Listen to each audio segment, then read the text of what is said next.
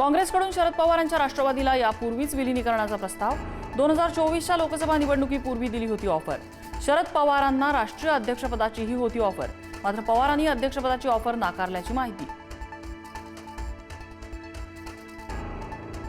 नाना पटोले आणि विजय वडेट्टीवारांची प्रदेशाध्यक्ष हर्षवर्धन सपकाळांविरोधात पक्षश्रेष्ठींकडे तक्रार। विधान परिषद निवडणुकीत विश्वासात न घेता उमेदवार दिल्याची तक्रार। जळगाव विधान परिषदेत रेश्मा काळेंच्या माघारीबाबत अद्याप तोडगा नाही। रेश्मा काळे या शिवसेनेच्या बंडखोर उमेदवार, महाजनांच्या उपस्थितीतल्या भाजप शिवसेनेतली बैठक निष्फळ। राम मंदिराच्या दानपेटीतून 5 कोटींचा अपहार करणारे अतिरेकी कोण? राऊतांचा सवाल। परंतु ज्यानं मंदिराला विरोध केला त्यानं बोलायची गरज नाही। नवनाथ बन यांचं प्रत्युत्तर।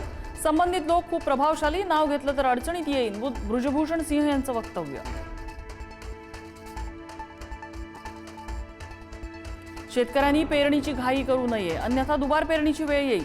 सरकारच्या सूचनांनुसार शेतकऱ्यांनी पेरणी करावी, मुख्यमंत्र्यांचं आवाहन। तर एल निनोसाठी टास्क फोर्सची नियुक्ती केल्याची मुख्यमंत्र्यांची माहिती। वारंवार कर्जमाफी मिळालेल्यांना 2 लाखांपर्यंतच कर्जमाफी, तर 40 लाख शेतकऱ्यांना काहीही न भरता कर्जमाफी मिळेल, मुख्यमंत्र्यांचं आश्वासन। कर्जमाफी मागे कुठलाही राजकीय हेतू नाही, मुख्यमंत्र्यांचं वक्तव्य। शेतकऱ्यांचा विरोध डावलून शक्तीपीठ महामार्गाची अधिसूचना, काँग्रेस नेते सतेज पाटील यांची माहिती। महामार्ग शेतकऱ्यांच्या नव्हे तर कंत्राटदारांच्या फायद्याचा असल्याची टीका। सोलापूरच्या बार्शीत मुख्याध्यापकाची कुटुंबासह सामूहिक आत्महत्या। शेअर मार्केटमध्ये नुकसान झाल्यानं टोकाचं पाऊल, मुख्याध्यापकानं 2 मुलं आणि पत्नीला संपावून स्वतः केली आत्महत्या। नाशिकमध्ये कांदा खरेदीत महाघोटाळा, पोर्टलवर दाखवलेली खरेदी आणि प्रत्यक्ष गोदामातल्या साठ्यात तब्बल 24,749 टनांची तफावत। सप्टेंबर 2025चा अहवाल देऊन सुद्धा कारवाई नाही। शेगावातील प्रसिद्ध शेगाव कजोरीची औषध आणि प्रशासन विभागाच्या वतीनं तपासणी। विभागानं विविध प्रकारचे नमुने सुद्धा घेतले। धार्मिक शहरातील प्रसिद्ध खाद्यपदार्थ तपासणीच्या रडारवर।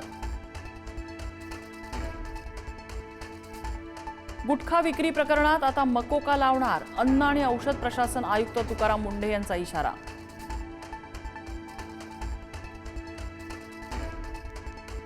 अमेरिकेकडून इराणवरील नियोजित हवाई हल्ले रद्द, डोनाल्ड ट्रम्प यांची मोठी घोषणा। इराणच्या सर्वोच्च नेतृत्वाशी झालेल्या चर्चेनंतर निर्णय, ट्रम्प यांची माहिती। तर अंतिम स्वाक्षरी होईपर्यंत इराणची सागरी नाकेबंदी पूर्णपणे लागू राहणार, ट्रम्प यांचा इशारा।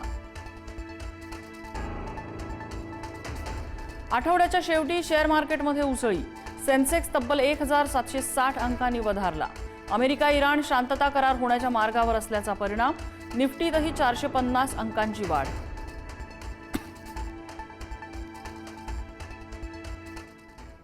भारताचे दिग्गज नेमबाज जसपात राणा यांचं निधन, वयाच्या 49व्या वर्षी घेतला अखेरचा श्वास।